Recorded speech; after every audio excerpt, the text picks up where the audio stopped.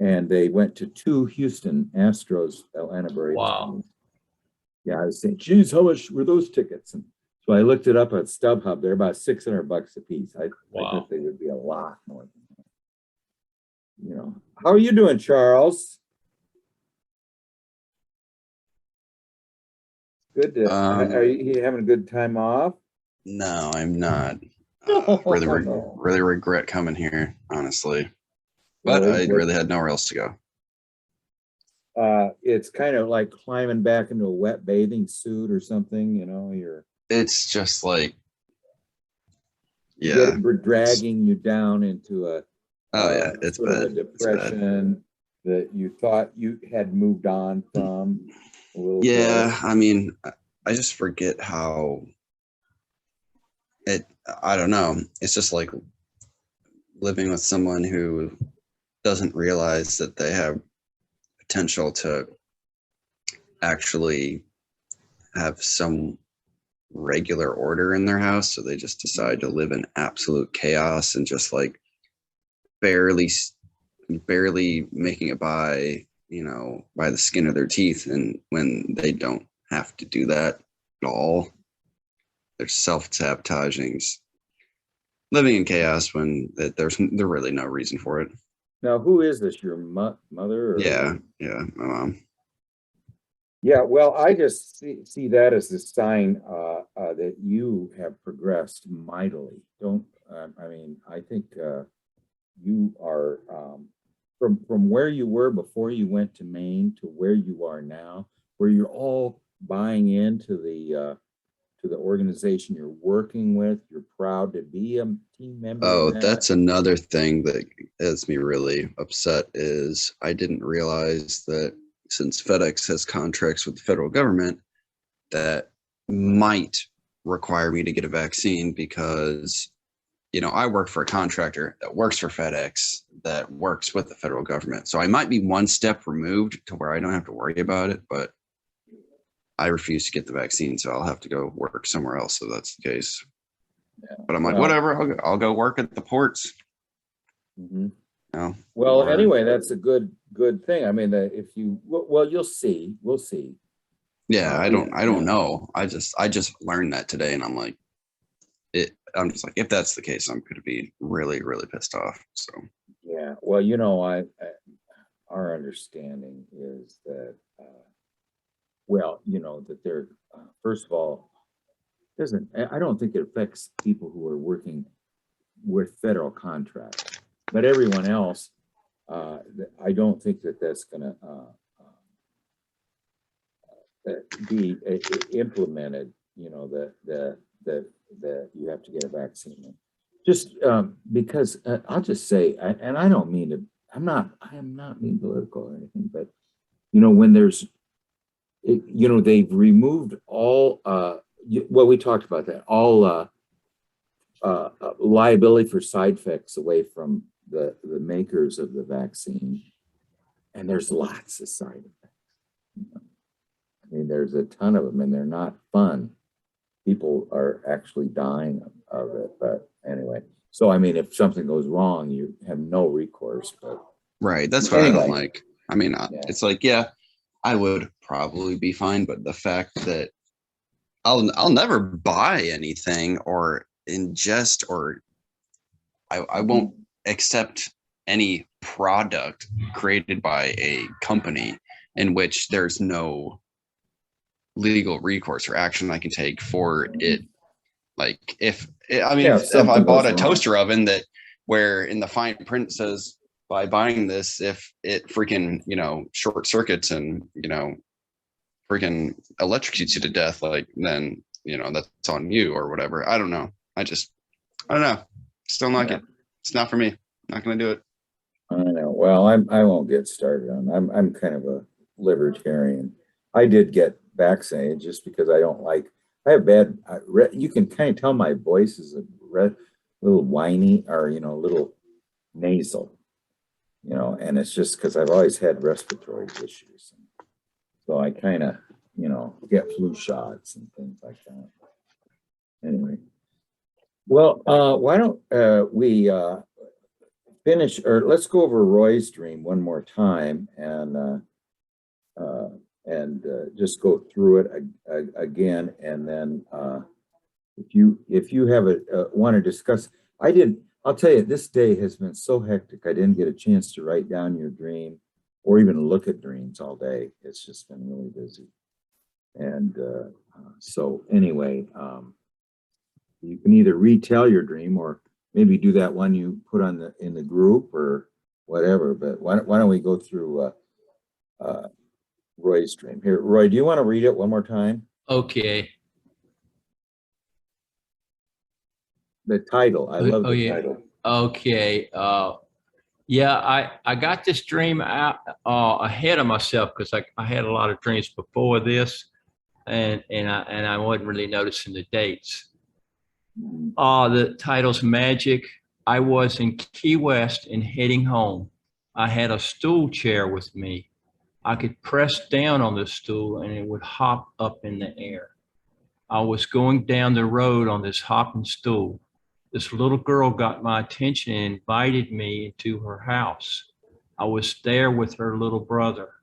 The little girl was telling me things and speaking in rhymes. Her mother came along and was upset and threw me out of the house. I asked for my stool chair. She handed me a wooden cane. I went on my way, but saw the little girl again. I took the cane and told her I was going to teach her magic.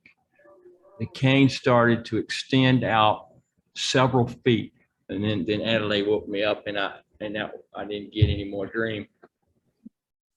Well, you know what fascinates me about this dream is just every line of it. You know, it just makes my hair stand on end. And you know, one thing we got to remember in this is who came up with all of these images and why? What are they referring to? It's just You ever listen to Whitney Strieber? No, I have not heard of it. You ought to listen to a YouTube from Whitney Strieber. He's the guy that started writing about the alien abduction. His famous book was called Communion. He's written several books. I think Communion came out in 1989. You're talking about a storyteller. I mean, this guy can just go on and on with these most outrageous things that happened to him. I mean, he's not even dreaming. And his wife died, and he talks to her all the time. He was originally a Gurdjieffian, and he does meditations he got from that. And he's in contact with dead people and aliens. He say there's some kind of connection between dead people and aliens. It's kind of the same sort of realm. Whitney Strieber, is that right? Whitney Strieber. Oh, Whitney Strieber. Just go to YouTube and write in Communion, and you'll see him, Whitney Strieber. And just listen to one of his videos. You're talking about a storyteller. I mean, my God, he'll just blow active imagination out of the water. I mean, you just shake your head. It's only one Whitney. I mean, and you don't never want to go to his house and spend the night. I mean, people go there and spend the night. All this outrageous stuff starts happening. Well, I'm definitely going to check on it. I don't know if Charles knows who I'm talking about, probably. Yeah. No, where does he live? Never heard of him. You never heard of Whitney Strieber? Not that I can remember. He was out. Yeah, he was in New York City, and I think he moved to California, and he had a place up in the mountains out near Palm Springs or something, way out in the boonies where a lot of this stuff happened. And then I ain't going to tell you how he lost the house and everything, but he had to move to a little condo in Texas. It just goes on and on. Whitney Strieber. How did you get acquainted with him? Where did you first hear of him? When his book came out in the late 80s, you know, I read it and I said, holy catfish, man, what a head scratcher. And he had, the aliens did this rectal probe on him. And so he was on South Park. They made cartoons of him, you know, because the rectal, and he was making good money as an author writing books. And they embarrassed him publicly so much that he just sort of disappeared for about a decade. And then he came back, you know, he'd never changed his story. He kept writing books and stuff. And he hadn't changed, man. I mean, the stories are just outrageous, but the times have gotten outrageous and finally caught up with him. And now people are listening to him. So I've been following Whitney for decades. I mean, he's just awesome. Well, anyway, the story aspect is, that was, there's a girl who just started with the group named Kat, and she's all about stories. She says that the story of her, she talks about that. I hope she talks about it next week. But the one thing she was telling about a dream she had where she had signed a contract with God. And she just wondered what kind of contract that was. But anyway, the story. Serious. Yes. I mean, it was, Edinger said why he started reading and studying Ion is because he had a dream that Jung had set this up as an escrow account for the collective unconscious. And he wasn't sure what an escrow account was, but an escrow account is normally that you have to, all the money for a real estate transaction goes into a neutral bank account. So it's not your bank, the buyers or the sellers, it's the escrow account, so it's just kind of I don't know. But anyway, let's go on with this because it is every line in this is just, it triggers me. Okay, well, first, we are in key magic is the title first, magic. So remember, magic is psyche. And I don't know if you read that little thing Hillman said, but, we are the servants of psyche. So we're the servants of magic. I mean, he says that the psyche is not human. We are expecting that the psyche comes out of the human. No, the humans were created to be the therapeutans. That means the one who's in service to the gods.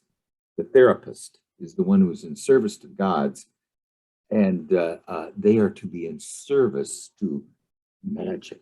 Okay, so now we're in Key West. Now that's just a beautiful name for any place, but it's also Key West is sort of this. You could be on an island, but to take from the mainland, you can drive to the end of the key, and the fact that it's so narrow and everything, and it's just that's magic as well, and then it's sort of like almost like St. Augustine. It's a very ancient place too. I mean, it has For America, yeah, it's old. Yes. Goes lot of history. It has people living for a long, long time, and then the little town right at the end of Key West, just the most charming little place. Is that where Hemingway's house is? Yeah, he's in downtown there in Key West, where it's a little higher on Whitehead Street. What was the name of the bar that he went to? Sloppy Joe's and Captain Sloppy Tony's. Yeah. Captain Tony's, I think, is the original bar. Yeah, so he did all his writing in he had a little bedroom above his garage, and so he built a bridge from his house to the garage because he knew if his feet hit the ground, he'd go to Sloppy Joe's or Captain Tony's. Yeah, I've been to his writing studio. Yeah. Yeah, it's just old, one of those old little typewriters. Mm-hmm. Yeah. Okay. Well, anyway, we're in Key West and we're heading home. So we're in a magical place anyway. Key West is there's nothing like it. Do you know of anything that is like Key West? The feel of it? No, I've been going there since the 50s. So I've seen it change over a lot of years, you know, my whole life. It's no place like it here. Well, the fact that it's so narrow and it takes such a long drive to get there, it has its own, I mean, you know, it doesn't have people coming in from the north, east, south, and west. You can only come in on one road and you have to come there, you know, and then it's a dead end when you get there. It doesn't keep going on and on. Yeah. So, I mean, it's just, I mean, I tell you, I love. You got to I turn just- around. Okay, we can't drive any further, folks. We got a gotta- U-turn. And then, yeah, you got to go back. So it just is a place of incredible uniqueness. Okay. And so anyway, we are there.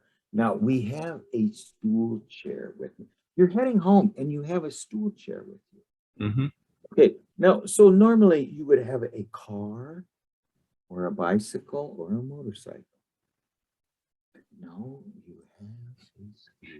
It's nothing normal in dreams. No, okay, say now a stool chair, you know, is typically something someone's only sits on if they are okay, I'm just telling you what I know, the little I know about stools. It's something that you sit at a kitchen island with. It's something that you sit at a bar with. And it's something that you sit in the corner on if you're a dunce in school, you know. I mean, so it's a funny little now the fact that now there's what kind of stool is it? Is it a milking stool or is it a tall stool? So it's a fairly tall stool. It's not one you would milk cows with. No, it's a tall stool like at a bar. Tall stool. So now it's funny. Okay, here you're heading home. Wherever you went, did you take the stool with you when you? Well, hell, when you're in Key West, you're only a mile or two from the furthest house it could possibly be. The thing's only 2 by 4 miles, you know, the whole thing island. Okay, but anyway, it's our means of locomotion. This thing of sitting down, and so we sit down, and then this stool is almost alive. So it represents something that is I mean, you know this stool is very mysterious. It's a magical stool. Yeah, but where did it come from? What is its purpose? You know, I mean, I'm just wondering the purpose of the stool. It is, you know, typically It's for fun. It's for fun. Okay, all right. It's for fun. Okay, so it is a pogo stick with 4 legs. 3 legs. 3 legs. I mean, Okay, 4 legs. You're right. 4 legs. Okay, it's a pogo stick. Yeah, it was like 4 legs. it was like a 4-legged pogo stick, which is a pogo sticks for fun. Yeah, and a pogo stick is a pogo stick is not the most efficient way of getting anywhere. But it's fun. It's the not about funnest way. efficient. It's not. We're not interested in efficient. No, let's be like a skateboard, you know, a hover. Our grandson now has got a hoverboard. He's 5 years old, and he can't ride a bike without training wheels, but he's fabulous at this hoverboard. He has his hands in his pockets, can turn on a dime, goes everywhere. Yeah, it's fun. Yeah. Okay. So there's an aspect of play here. You know, there's an aspect of play. We're in a magical place, and there's an aspect of play in here. And as you're going down the road, I'm going down the road in the hopping stool. A little girl sees us and invites us into her house. Now, perhaps she is it's an invitation, but I think that perhaps we earned the invitation because of the hopping stool or something like that. I'm not sure, but they're connected. We're going down the road in our hopping stool. The little girl invites us into her house. Now, you're there with her little brother. So it is the growing little soul being, the little elfin being in us, the little elfin feminine being, and her brother. And now, she's not just an ordinary little girl. Everything she says is in verse. You know, so she speaks magically. Okay, we're in a magical place. We've got a magical pogo stick, and she speaks magically. So, I mean, it's just like, you know, almost an incantation or something, like she's a magician or something. Who speaks in Well, verse? she's a child. Childs Yeah. do that all the time. I've seen kids that can speak in rhymes. Everything they say, is it like a, If they want I'm- to, they get in that they're playing and they're pretty consistent. I'm glad you came. I hope you feel the same. You know? That's why that's how Dr. Seuss, you know, got Yes, so so famous. it is Dr. Seuss. There's a Dr. Seussian element to it. I mean, Dr. Seuss is no one rhymes better than Dr. Seuss. Best rhymer who ever lived. Okay, and now, okay, so we're there with the. I mean, it's just we're this is a wonderful adventure we're on here. Okay, now her mother comes along and sees you in there with her little daughter and her little brother, and you don't have permission, so she asks you to leave. But now somehow we have forfeited the hopping stool. We ask for the hopping stool back. Now, she seems to think that there is a, yes, you are owed something, but I'm not going to give you the hopping stool. I'm going to give you a cane, okay? A wooden cane. So you accept the fact that you're not getting your, she's going to give you something. She didn't say, no, nothing for you. She gives you a wooden cane, but not the stool. So there's we went. Well, in that's the way magic is. Who Yeah. cares? I can Yeah. have fun with the cane. Yeah. So now you realize though that the cane is not exactly a cane. It is a magical. It is like Merlin's staff. You know, it's like you know you know, well, he had a cane, but it was you know, tall cane. It was sort of you know, it's something that you protect yourself with. You can you know, hit people with it, but But he didn't have fun with it. No, he at least had magic. Now, what do you define as fun? It is not any object or purpose. You know, Okay. you're not really. It's Yes. not utilitarian. It's not I, intentional. don't- It's not- I feel like Merlin was potentially a character that liked to have fun. That's the way I look at him. Well, I believe so too, but he wasn't portrayed that way in a lot of stories. You know, he Yeah. was Very he was, serious, very right, and sober. he's got very valuable information, and he's saving lives, or he's in The some wise sort of old man. drama, Yeah. like a drama. Yeah, Yeah, he's the wise old man, and yet He- the he's one not thing, like Mr. Rogers or you know. no, or Mr. Spock. You know, I think the difference. He's between not as this- bad as Mr. Spock. He's more like Captain Kirk, Well, who yeah, could play, but he's usually serious. He's on some kind Yeah. of mission. I would say the one thing about Merlin is he is doesn't use directed thinking. He uses magical thinking. You know, I mean, Right. he doesn't. Yeah. I mean, everything. Oh, he he's does- the master of magic. Yeah. Yes, he's a magician. So his magician, his magic. Now, like, remember when Jung says this. Okay, what is more magical than a dream? You know, now why is the dream magical? Is because it's of the psyche. It's like Strieber anything can happen. We can violate the laws of physics because psyche is, what Alan Watts said is that matter is psyche slowed down enough so we can see it. Okay. Which is psychoid. Yes. Matter is psychoid. Yeah. Well, and this is something that has come to me, and I just went over it, reiterated it over and over again every morning. When I cross the river, I come to Earth before there was any life on it.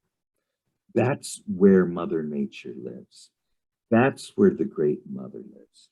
She lives in the rocks. And by the way, there's clouds, there's thunder, there's rain, there's our rivers, there's ice and everything else, but there's no life. And so then I asked Mother Nature, or the Great Mother, what is your state of mind right at this point? In other words, and this is something that Renata Daniel, this girl I was doing analysis with, says, is that we live in an age where matter is starting to become conscious. Okay, so what I'm saying about the Great Mother, how did the life come into being on these rocks? How did these rocks come alive with all this flourishing life? I mean, is there any other explanation than magic? I mean, there's no, it isn't by there's no law of thermodynamics or physics that can explain life. Now, the idea here is of, what entropy is. Entropy is where hot things become cold, cold things warm up. Everything reaches pretty much a state of neutral. No magic. Yeah, no magic. Life is what is called, has the principle of negentropy, the opposite of entropy, and it's called an improbable state of order. Okay, an improbable state of order. It's ordered, but there is no dice that's going to roll that state of order. That state of order came without any dice being thrown. It filled a niche, okay, that was empty. You go down to the Marianas Trench, there's hot gas coming out of. You've got little life forms that are living on the hot gas that comes out of something that's, what is it, 4 miles or 40 miles? I don't know how far to, 400 maybe, I don't know. No, not that much. Yeah, but anyway, maybe 30 miles, something 30 like miles, that. 30 miles deep. But anyway, we're just talking about magic, what it is. We're magical. Is there anything about you? Do you take yourself for granted? I mean, isn't it a little bit of a magical aspect that you're here? And if you can actually realize that magic, that is what what I used to do before I met Young or met Joseph Campbell, or anybody like that. I used to do Zen meditation, and one of my I had 3 mantras before I started, and one of them was this: is that Gospel of Thomas, where Jesus is asked by the disciples, when will the kingdom come? And he says, the kingdom will not come by expectation, by waiting for it. The kingdom of the Father is spread upon the earth right now, but men do not see it. It is here. It is here. Now, so then I would think to myself that I never existed before. I'm given 5 minutes to see the kingdom of the Father that's spread upon the earth. Change the focus of the eye. I mean, we are all magical beings, you know, and this is anyway. So the idea of the magical cane is a psychic cane. I mean, we're given a cane which is pure psyche. So what you're being given is this is dream. This is where dreams come from. This is where synchronicity comes from. Where you know, an inner event and an outer event meet in a meaningful way. You know, I mean, this was this one Jungian I knew had a friend that was a therapist, and she was about ready to quit because she had no sense of it. It was just it was depressing. And so she was going to maybe end it that week. But one of her patients came in, and she's talking with him. And all the time she's talking with him, this woman, there is a hummingbird that's hovering right here, right above her head. And it doesn't move. He can see it out the window, or she can see it out the window. And she finally tells the woman, don't make a sudden move, but there's been a hummingbird right above your head for like the last 3 or 4 minutes. And she turns and looks, and she was this was in Sedona.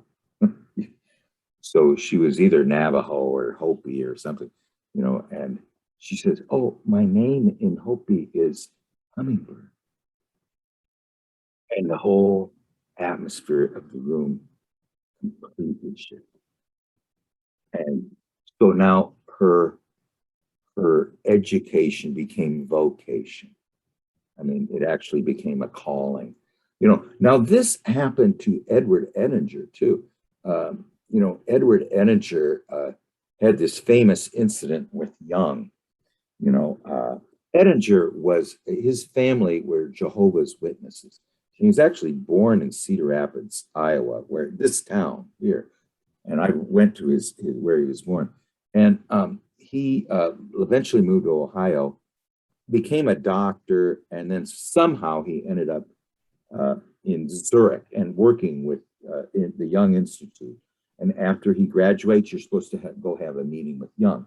Jung had not been very happy with Edinger, even though Edinger, I believe, was a psychiatrist at the time, you know, and then became, after he was a psychiatrist. And so Jung, he came to see Jung, and they get in a boat, and Jung tells him to row.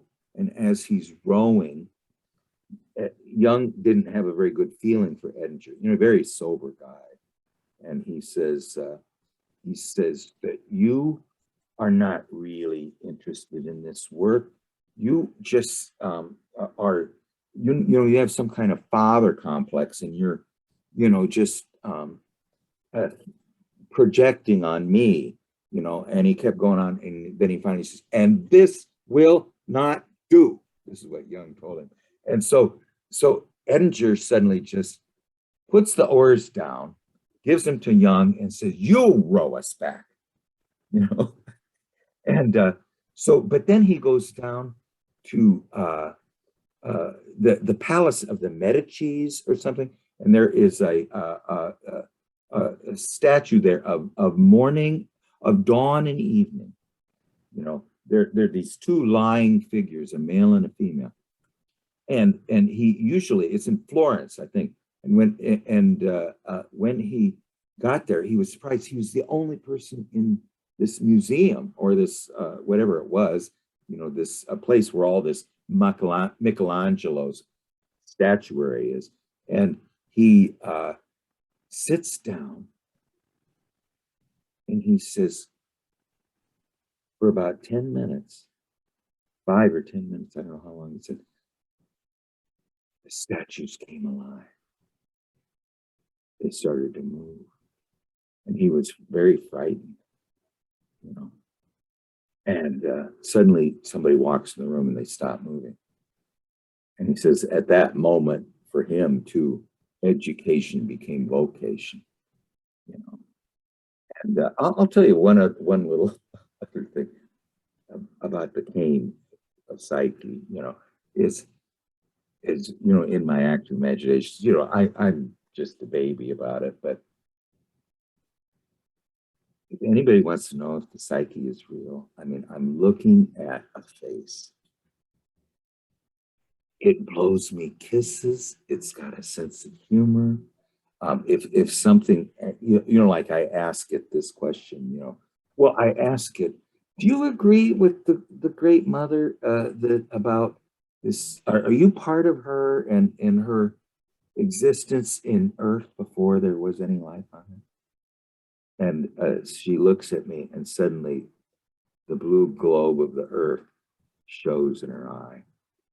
You know, this little aspect, but how did that? I'm awake and I'm seeing that. You know, and just very shadowy, and yet it is definitely forms there. You know, but anyway, so let's go over this again. The we are in the magical place. We are going down the road on this this living, almost living pogo stick with 4 legs. By the way, it's this living thing with it's a living 4, really. It's a living 4, but instead of 4 wheels, it's 4 legs, and it just moves. And we are its passenger, or it is carrying us along.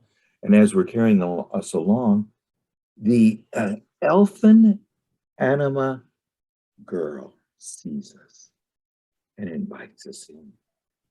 And she's here with her brother. And then she talks to us as if she's Dr. Seuss.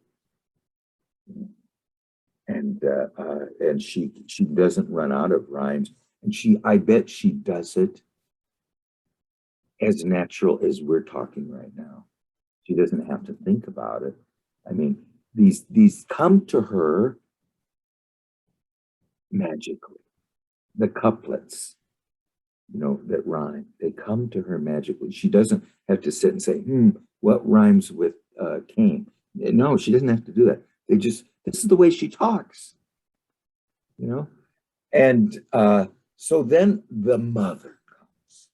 Now, the mother is asking us to leave. Now, when you say throw out of the house, she shoos you out of the house with some a little bit of anger or upset, you think? Well, you know, like like if the kids let a strange dog or something in the Yes. house. Why did you let him in the house? You know, the kids. Who is this man? You know, she's a Letting little danger upset, in. and you know, this. Why does this happen to me? You know, she just got to put it back in order. Yeah, these young, some immature beings let a stranger in the house without asking her. So it's not so much you, it's just that, yeah, she's a protector. When the plane gets out of hand, somebody always shows up that doesn't get Yes, involved and sort of the puts an adults end to show all up. that. It puts an end to all that. Yeah, when the adults show up, things have to come to some kind of order. Even though it seems, even though she's connected with the magical world. Okay, your cane. I mean, the life of your hopping stool has come to an end. Okay, but here you're given Psyche itself. So now you must walk yourself. It's not going, magic is not going to carry you anymore. You need to walk on both feet, but you carry Psyche with you. So it's almost, the cane is almost like the water bearer of Aquarius. You know, he carries the Psyche with him, but in a jar, but you carry it in the form of a wooden cane. And so now you go on your way. The little elfin girl shows up again. Okay. Now we tell her we are going to share the magic of Psyche, which we carry with her. Now, what is this? This is almost like that two-way bridge that Dawn had. You know, we are going to share our Psyche with the anima and teach her what our dreams say.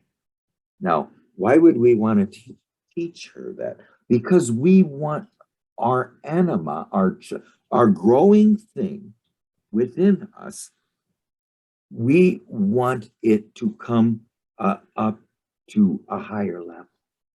We want it to mature. You know, we don't want this feminine aspect within us, the one that we apparently there's some connection with us, the invitation, the fact that we see her again.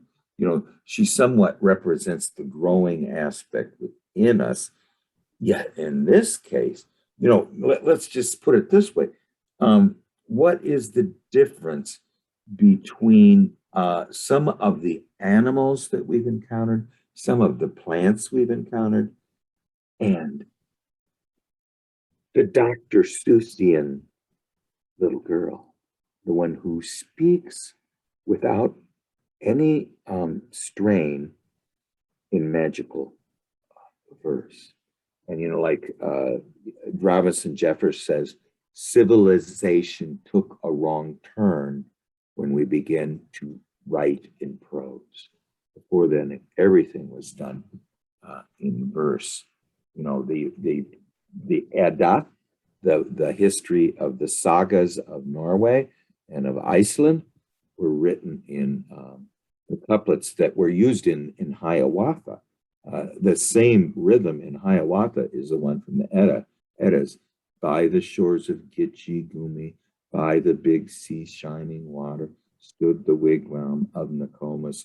You know, I mean, that's the way that is, it is a, you know, talk about story. I mean, it has both rhythm of song and it has story in it too. So she is of that ilk, you know, and she's from that ancient way of sharing a story. What if all stories were in Dr. Seuss type verse? You know. So anyway, now when we say we're going to teach her magic, the cane seems to gain libido, you know, just it just grows. So in other words, it gains energy, you know, when its real purpose is identified. How did you know its real purpose? It knew it when you said it. You took the cane and said you were going to teach your magic. So there was some aspect that you had an awareness that this trade for the magical stool. If the stool is magic, then the cane is magic. You cannot get a dead thing for your living thing. You knew that you got a living thing in exchange for it, and it extends several feet. So now about how long would you say it is now? I don't know. When she woke me up, it wasn't maybe, but about 10 feet. 10 feet. So that's a pretty long, but it still is like doubled its size. Yes, I mean it would be something that is very impressive. You know, like bending spoons or something like that. Yes. Oh, did you see that? Isn't that beautiful in Matrix, where he bends the spoon? What do you think, Charles? I don't know. A lot was said there. A lot to think about. The dream overall, or just the wand? Just anything. Yeah, anything that comes to your mind about the whole. I don't know. This is this is a Roy dream, and I can't really. I don't. What do you think Often about with- magic? What do you think about magic, Charles? It's really about magic.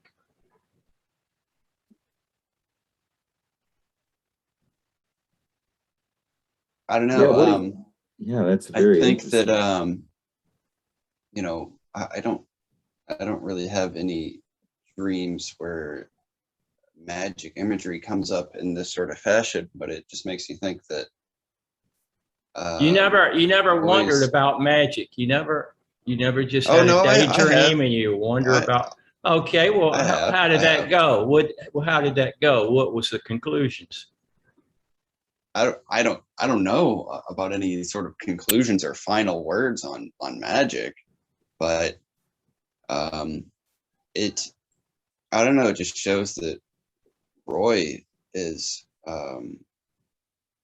a competent magic user, I guess I would say. He's not a muggle. Okay, um, Harry And, Potter's about magic. It really Right, is. right. Yeah, But I don't know. I just think the dream's really interesting, and the imagery is great, and it's very kind of charming dream. Oh, it is very charming. And yeah, it's like also since the children are there in it, it's like it's free from any just kind of the I don't know, just grown-ups, they grow up and they lose their sense of magic and their sense of belief and wonder, and the world turns dull and gray. But maybe this kind of says that like Key West is like also a symbol of magic in Roy's psyche, and it's like Hogwarts out there. Yeah, one of the, let's just say, what's the practical idea of magic? It really is a reputation of literalism. I mean, it is an idea of Ovid's Metamorphoses. Ovid, where everything is fluid and it's transformative. In Metamorphoses, it's just this idea of shapeshifters. Everything changes. And the idea is sort of the other realm of the literal, prosaic boredom of ego. See, if you are saying that all reality is in this prosaic world of ego, there's no magic there. Everything's taken for granted. It's all about checking accounts and whether you're overdrawn at the bank, and prestige, fame, and fortune, as somebody said. But now, when you get into the realm, as you approach the middle plane, what they call the borderline, as you approach the borderline between the invisible world and this world over here, and suddenly things begin to sparkle, and I mean, things start to happen, and shapes start to, spoons start to bend, and that idea. So the whole thing, the practical aspect of magic is that we moved out of the literal world. This little boy here, there is no spoon. Isn't that what he says, or something? I forget. Yeah, that's exactly what he said. says. Yeah, and anyway, now the Matrix is really a place of two levels of reality. One of the reality of this prosaic literalness of the word, you know, and then there is the other one where nothing is literal. Everything is there is a meaning behind everything. So this Strieber guy, or anybody that tells a story really well, you know, there is something behind the story. There's something behind this, a fairy tale. There's something behind the dream, but there's also something behind every event. Now, what Jung says, if you start to work on your dreams, you spend a lot of time with unconscious contents, synchronistic things start to happen more frequently. Your life becomes magic. Your life becomes magic. Because you're approaching borderline. And by the way, the magic is absolutely happens. Like this girl with the hummingbird over her head, and her name is Hummingbird. You know, it's the transitional zone. Yes. When you start, you know, learning how to live in the transitional zone, like remembering your dreams and daydreaming and paying attention to what you imagine, you get more and more into the transitional zone. And then you see the world different from everybody else, and it starts to become magic. Yeah, and this very sober Jehovah's Witness who always wears a black suit with a white shirt and a tie, Ettinger, and who talks in a monotone, sits down in Florence, and all the statues come alive. You don't know what's going on in his head. You're just judging him from the outside, the way he sounds and looks. Well, I mean, Jung was kind of judging it too. He thought it was a little bit. He doesn't know what's going on in his head. No, he didn't know. Well, there was some reason, and you know, Ettinger, when you listen to him talk, he's so sober, but then no one took Jung more seriously than he did, you know, and he said it was the pleasure of his life to get to spend all of his time, waking day, with unconscious contents of his patients. I mean, just he said, I just sat there. Gerhard Adler said this too. You know, who I like Gerhard Adler more than almost any Jung, and he's not very well known, but he's just the thing I like about him is his childlike awe of unconscious contents. He said, I never get over it. The beauty of it, the genius of it, the wisdom of it, you know. And now, so I would say the point of this, the point of this dream seriously seems to be that at the end of the dream, we no longer hop along on some kind of a pogo stick type device. So we are riding on Psyche. Now we are carrying Psyche with us. You know, we have the cane. We've been given Merlin's staff. Now, what would you do if you really were given Merlin's staff? I have his staff. I was given his staff. Everybody has his staff. They just they won't open a window. They're in this realm that they've been trained that is real. It's not real at all. In fact, it's the most fakest thing there is. And how are you going to get out of it? It's like a huge conspiracy. Nobody's going to help you get out of it. All our words and the way we talk and things we do are designed to keep us in it. You know, so we all have the stuff. We all have these things. I'm just getting in touch with the little girl who's outside of that. You know, she's part of my anima that lives outside of that. I'm ready to go out there and live in that. I'm ready to do it. I'm doing it. Anybody can do it. You know, just open a window. Open a damn window. Well, I just tell you one thing. I'm gonna something. I don't like to say this very often, but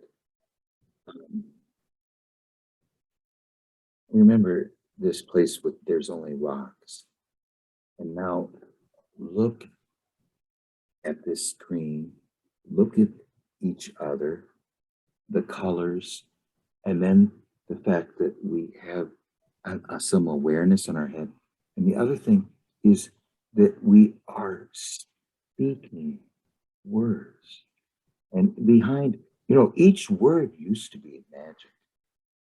There was, there was a magical aspect of the word because someone actually realized that it wasn't a literal thing. The word isn't a literal thing. It has a referent behind it. So when you speak the word, you have to be careful because you're evoking that thing that cannot be uttered that lies behind it is evoked. Think of Rumpelstiltskin. You guess his name, he loses his power. He has power before you guess his name. But anyway, the idea is that men do not see it. It is here. It is here. It's right upon here that we don't see it. Now, see, the thing you can get dizzy with. Okay, let me tell you, and we'll go on to Charles Dream next. Daisetsu Suzuki. I don't know if you ever heard of him, but he was the guy that brought Zen to America. He was a Japanese Zen, whatever they call him, a master. And he, they asked him one time, he was talking about Satori, and somebody said, well, what is it like to experience Satori? And he says, oh, it's just like regular life, he says, except your feet are 4 inches above the earth when you walk. So I mean, there's just this idea that even though, well, here's the thing. When I first started Zen, rivers were rivers, mountains were mountains, and trees were trees, or whatever it is. And then when I started to study Zen, I found out that rivers aren't rivers, and mountains aren't mountains, and trees aren't trees. But then when I achieved Satori, then I realized that rivers are rivers, mountains are mountains, and trees are trees. But it's a different, you return to the beginning and see it for the first time. You return back to where you began and you see it for the first time. You saw it a million times before, but after you went through this cycle and came back to it, this place you saw a million times before, suddenly now I saw it for the first time. So this is the idea, I think, of this. Well, why don't you describe it, Roy? What do you think of it, of the dream? Well, it's magic. You're a kid. It's a magic. Your windows are open. You're so suggestible. That's why people and society is so possessive of kids. They're so suggestible. They have to control what their environment and stuff. So they're all into magic. They don't know it because they're like a fish in the water. Their world is just magic. And then we put all our resources into wringing that out. Mountain's just a mountain, tree's just a tree. And then you go through all this life torturing yourself and almost committing suicide, and go through addictions and divorces and all kinds of resentments and upset with your parents and the world and on and on, and all kind of suffering and wool shirts and ashes. And then when you get old, it all comes back and it becomes magic again. But then it's magic, and then it's too late. You're going to die, but you don't care because now you understand that what you had to start with is really what it is, and that's all you care about. You're back home. That's home. Welcome home. Yeah, and I want to just say one more thing, and Charles, and if you can get your dream together, that shamans have experienced this experience, and the experience really is going from in the first the person who thinks rivers are rivers and mountains are mountains is living in a literal world, and the one then who studies Zen is like the shaman who goes out to the uh, uh, where they said they take him out on the pack ice in a little igloo. They give him a little bit of water, and he's supposed to sit there for 30 days, and then after 30 days, they'll come and get him. And that's how you become a shaman. And they asked one guy who had experienced this what it was like. He said, I want you to know, I died many times out there. He says, but after a time, he says, I started to, the voice of the universe spoke to me. And he says, sometimes it sounded like children's voices. And sometimes it sounded like falling snow. And it spoke with the motherly solicitude. And so what he was really learning there was the second rivers are rivers and mountains. That you come back into the world. So what you do is you go into the night sea journey. Ego gets torn up into a million pieces, and then it goes back together again. And then at that point, now you come out and you can teach anyone in the place. In other words, the people who live in the village that you were in before, now when you speak to them, it is with a different knowledge than you had before. You live in the same place you did before, but now you speak with a different language. And I just wanted to show you this. Pythagoras had this experience. Let me just show you this. I think this is. Yeah, see, Pythagoras fell into a cave, and then he comes out, and you can see him in the lower right-hand corner. And it was after that that he, really found the magic that is associated with number. So the idea of finding this place means that you went through the night sea journey that destroyed literalism, the literal prosaic world. Not maybe your just ego wasn't hurt, but the literal prosaic world was torn into 1,000 pieces. And then it reassembles now in its magical form, in its transformed form, in its kind of a psychic form, So, but it's the same, it looks the same, but it's not the same. It no longer is looking at things literally. It's looking at the mystery behind the word that lies behind words. Here's a word, but there's something that lies behind it. Now, everything you see has that mystery that lies behind it.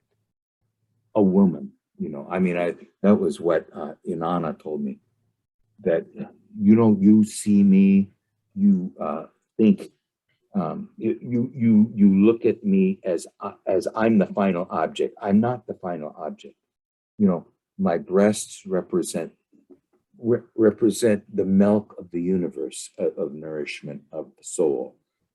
My hips represent rebirth. My beautiful face represents how beautiful it is to be alive. In other words, all of that. So anyway, but it's sort of this wonderful, really retelling of that the kingdom of the Father is spread upon the earth, but men do not see it. It is here, it is here. And now we're carrying Psyche with us everywhere we go. So anyway, beautiful dream. Just a beautiful dream. Charles, you had either you can tell that same dream or anything. What do you want to tell? You just tell me anything, or you can just talk about whatever you want. Well, I have the one dream posted in the chat. Oh, you put it in the chat. Great. Okay. Yeah. All right. I thought that was, I saw that something might move. Okay. Let me copy it, but go ahead and just start reading it. I'm sorry I went on so long. I didn't. That's okay. So I was at my aunt and uncle's house with my cousin Alex. We spent a lot of time down there together growing up. There were hamster cages all over, and surprise, surprise, I was extremely upset because my hamster was suffering because no one was taking proper care of him. I said that I'm just going to stop sitting around crying and about it, and I'm going to just go to the pet store and get things for him. My cousin says something like, you know, I should really learn how to take care of hamsters. I turn around to him with a reaction like, well, duh, of course you should. He's living in your basement. And I start to see some rustling in one of the hamster cages. I go over there and look, and it's Nacho. He died a couple of months ago, but I say, look, he's still alive. But then I see that he was actually just in the mouth of a snake, and that's how he was moving. The snake started to come up out of the hamster bedding, and upon seeing this, I smashed the snake with a stick. Okay, this is now. This is very powerful. It really is. Now remember, one of the things you told us is that that you wished you hadn't come back to St. Louis, and it is because I think. Do you think that you're just being dragged back into a sort of a negative atmosphere that you are trying to escape? Don't you think? How would you describe it? Why do you know this place is not for you right now? Give me just 1 second. Okay.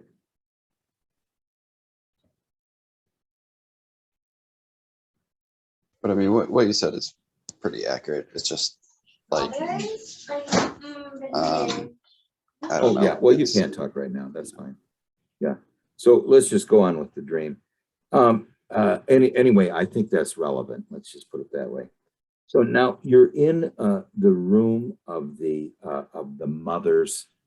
It's related to your mother's sister, which you seem to. It is always your mother's sister that we meet, not very rarely the mother. What do you think of your mother's sister? How is she? How would you rate her as far as her? I think that's saying drink it. I just saying drink it. She's a very liberal person. No imagination whatsoever. Okay, but what was the first thing you said about her? Very literal person. Oh, very literal person. Okay. Anyway, you're in. So you're there now. You're with your cousin Alex. So he's kind of like a helper to you. I don't think a lot of these people are shadows. I think we represent. Remember that one guy that was shooting people? You know, I mean, he was kind of a shadow. Do you remember what was his name? The one that was shooting people, you know, and you guys. Anyway, don't worry about it. Okay, now you spent a lot of time in the basement growing up, so you're down in below. There are hamster cages all over. Okay, yeah, you know, I want to tell you too. You know, your dream about trying to keep the water coming out of the bathroom. I had this image of, and this was actually in active imagination. There was a sort of about a 4-inch rectangle, and it had a little fountain in the middle, and it was there's water coming out of it. It was going up and it was overflowing, and then the water came out of the sides, and it starts to flow over, and there's a dog sleeping there, and the dog has to move because it's now you know, the water is reaching the instinctive aspect. So, you know, there's this idea of that the dream and our feeling function, our emotion. Now you mentioned something about this last week, Roy, about how there needs to be an affect or something. The dream needs to meet affect in our real life, not just in the dream ego. But anyway, that was sort of, it just reminded me of Charles' dream about the bathroom and the water. So we spent a lot of time down there. There was hamster cages all over. And surprise, surprise, I was extremely upset because my hamsters was suffering because no one was taking proper care of him. Okay, so now this is I have these dreams all the time. The instinctive aspect, the bodily aspect of myself, that aspect of me that is my little earth and my nature, I don't pay any attention to it. I'm living as a decapitated head, you know. So I just am not worried about nature, the nature in me. You know, this Azim asked last time, you know, it kept, this fairy tale kept saying that we had to, you know, that nature would redeem us. She says, well, how does that happen practically? And Charles had something to say that was just very good. He says, you said this, Charles. I don't know if you were responding to her, but we need not to know just nature, but our own true nature. And I guess by that you mean your inborn life force, not this guy's life force or not that guy's life force, but your life force. That's what is not being taken care of here, you know. And now I said that I was going to just stop sitting around crying about, oh, this is amazing, and I'm going to go and get what he needs. We are going to find what our inner nature, our instinctive inner nature. We're animals, you know, we are animals. We are biological. We are not ethereal air beings. We are nature itself. And what you were saying too is what is my inborn nature? And by nature, I mean really that living thing within me.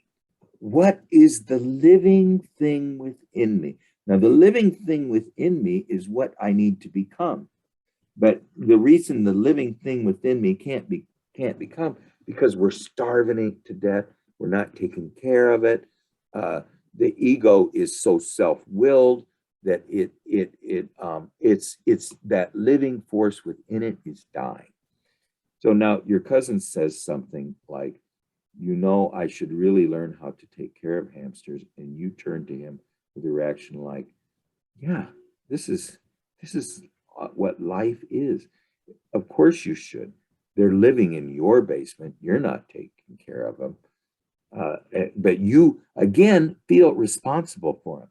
You know, how many times is no one is going to take care of the stingray if you don't come to its aid? You are the only one. It doesn't, you can't blame it on anyone else. It's your responsibility. And then you start to see a rustling in one of the hamster cages. You go over and look, it's Nacho. He's died a couple of months ago, but I say, look, he's still alive. So there's this aspect of this much, there's an aspect of the life force within us that we truly are in love with. And then we see it's about to be snuffed out. Okay. And then the ego comes to its aid, you know, with great energy and resolve. You know, the snake starts to come out with the hamster bedding, and you see that you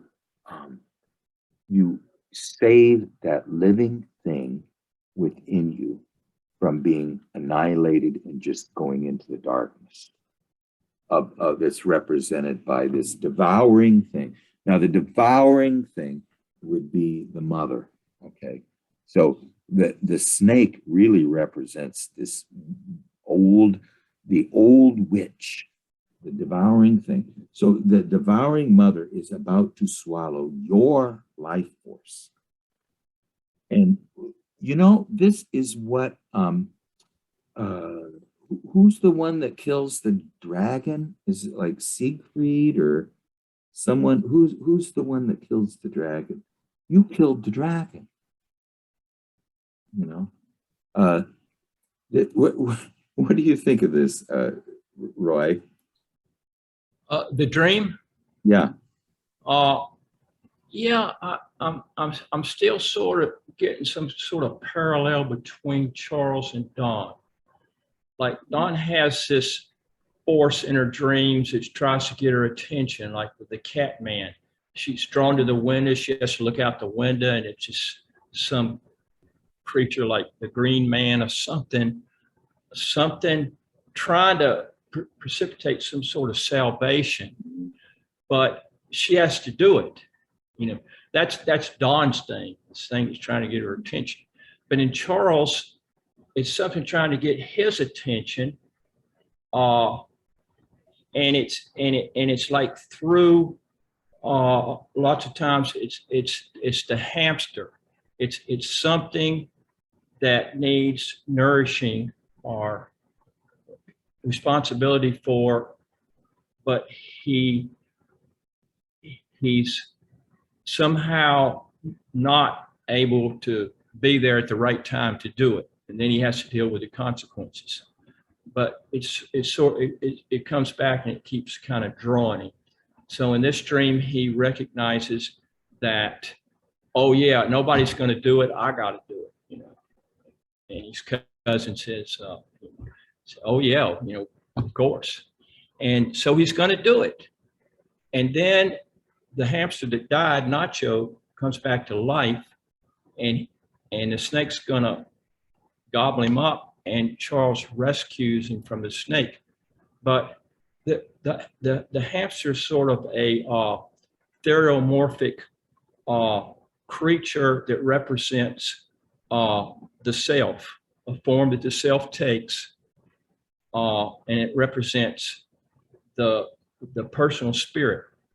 And Charles is recognizing that he's going to have to rescue it. He's going to have to do it, or it's just going to die, and we have to repeat these dreams again. You know, it's just not going to happen if he ain't going to do it.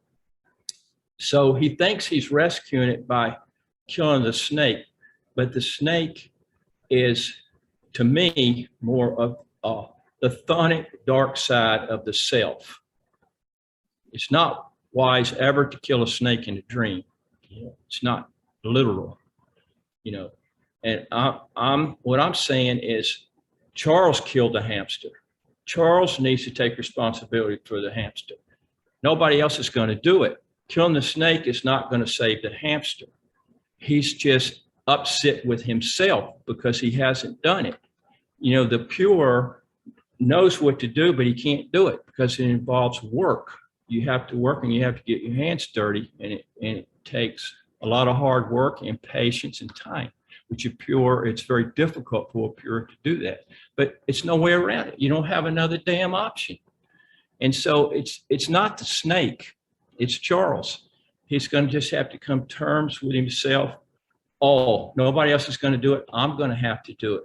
I'm going to have to work. I'm going to have to be patient. I'm going to have to get my hands dirty. It's going to take time. It's the only way it's going to happen. That's my interpretation. Yeah, well, it is a aspect of, it's a devouring snake. So it is and Jung said that the you know, the one who they never write stories about the one who is eaten by the dragon. They only write stories about the one who slays the dragon. You know. So the aspect of the hamster and Charles are identical. they're the same. That is he's looking at his root life force. You know, I mean, that it is really this root life force, and it has been under threat from the devouring, a devouring being. Let's even forget that it's a snake for a second. It's been under threat from the devouring being since he was a little, since he first became, reached puberty, and and the thing that would never, no, you're not going to leave the womb. If you try to leave the womb, I'll just eat you and keep you in my stomach. But you're not leaving me. You're going to stay in the land where children never grow up, the never land. I should clarify one thing on the dream. Yeah. So Nacho was still dead when I discovered him. Like, oh, hey, look, he's still alive, because I saw him moving, and I'm like, oh no, he was just moving because he was in the mouth of the snake. He's still he's dead. moving because the snake is moving. Yeah, the snake was animating him. Yes. But all right. Yeah, no, he turned out to still be dead, and I didn't feel heroic at all. That's killing even the snake. gives a little even more mysterious aspect to Yeah, I didn't feel heroic at all killing this snake. I just, I was like, oh, It's hey, sort of he's a still alive. revenge And then, yeah, and it was kind of just like, oh, pesky snake, I don't want you in my hamster cage. Just smash, smash, smash. And I wasn't even that sad or anything. I was just like, oh, well, that was too good to be true. Of course he wasn't still alive. He died months ago. Like, so that changes it a little bit now. No, but what about of course the idea here is that we still can't ignore the fact. Now that's an interesting thing that we don't know, didn't know, or didn't realize. Yet we still are at this stage. We are crying about it. We were crying about it, or we have been crying about it. That these hamster cages that are all over are suffering because no one is taking proper care of them. Now, what do you mean by him? Is there just one hamster? My hamster was suffering because no one. It was just my hamster Hugo. I don't know why there were so many cages. All right. They were all different types of cages and sizes, and they're just all over the place. I mean, he was only in one of them. I didn't know which one he was in, but I knew he was in one of them. Okay, well, the whole thing is that there is an identity between you and the hamster. So if the hamster now, but you're not upset about it, but that doesn't prove anything, except you said you're crying about it, sitting around crying about it. Oh, let's see. And surprise, surprise, I was extremely upset because my hamster was suffering. What you weren't upset about was the snake with eating Nacho. Right, with my old yeah, but let me even say this. Let us say that your some loved one's body is up in a tree, and you see a bunch of leopards going up there to eat it in the tree. Wouldn't you try to keep them from doing that? I mean, isn't it a little horrifying that this person that you, or being that you love so much, is going to be eaten by these unconscious, ravenous beings? So they're, but you weren't too upset about it, but I would upset me to even have a dead thing I loved eaten by the snake. Yeah, you'd imagine I would be. Yeah, I mean, that would be horrifying. I mean, just sit there and watch it happen. I mean, wow. I mean, I'll tell you something, that would be something with me. I was thinking about this the other day. I don't know how it came up, but when I was a little kid, my father got, you know, he never bought used cars. He was just a meat cutter, you know, and he gets a used Oldsmobile Cutlass and blue, you know, and we go out for the first ride. My mother's driving it. She's never driven it before. And we go out into the country. And then as we're coming back, we have to go under this railroad viaduct to get to our house. And right as she was going to go under, a little puppy runs across the street and she runs over. I will never tell that story to any of my siblings ever. It's just too horrible. You know, I mean, it is a horrible story, you know. I mean, because my mother was just absolutely devastated. Of course, it sort of was a negative baptism to this car. But the idea is, well, Roy, do you have anything to add to it? I mean, other than you know okay, you just go ahead. Well, I was just interpreting about everybody in the dream is Charles, the snake, the hamster, the cousin, and that's the way I'm looking at it. Yeah. And how do you make that coherent? Well, one way to make it coherent is saying, oh yeah, you know, light bulb comes on. I'm going to have to do it. I'm going to have to do it. Now, in real life, he can just forget about it. You know, he doesn't have to take my message that I get from the dream, but I'm not making it a long message. It's only one sentence. But if it's not coherent for him, it's not coherent for him. And he has to come up with his own coherence and meaning of the dream. Yeah, well, it is, I think, Charles, don't you, okay, first of all, it's hard to see anything in a dream. I mean, you know, one thing I was thinking, you know, about magic, you can tell everybody. You know, we're living in an unbelievably surreal world while I'm sitting here in this chair, by the way, you know, but we don't know it. We can't tell anybody that.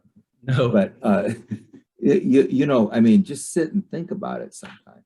And so then I always think, well, how could you ever be depressed? You know, I mean, you know, because it's like that's where I get this thing, and I don't want to be overly positive, but you know, it's just there is that aspect of the inexhaustible joy of life, invincible. But what do you think, Charles? I mean, it looks like most everything in this dream, the snake, the hamster, the dead hamster, and Alex, all are you. I mean, there's an identity almost with you.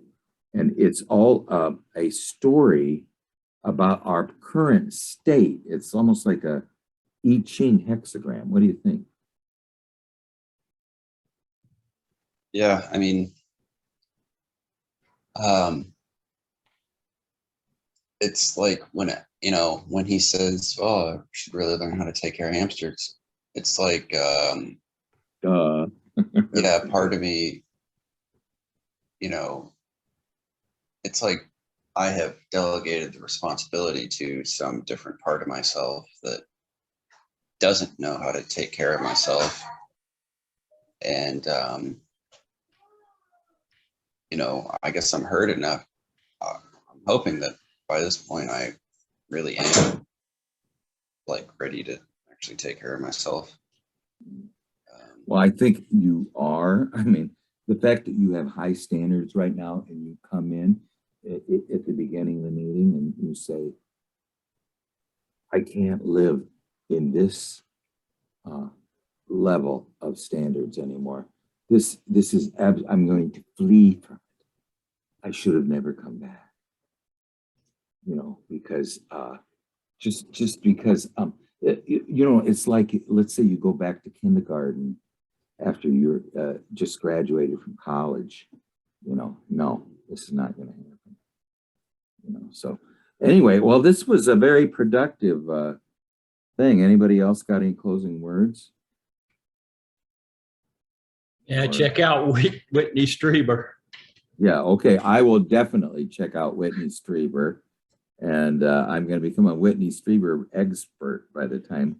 I No, see you, at you only want to, you only want to see 1 or 2 a year. It'll take you that much long, a long time to digest it, about every 6 months, and then it'll give you enough to digest on for months.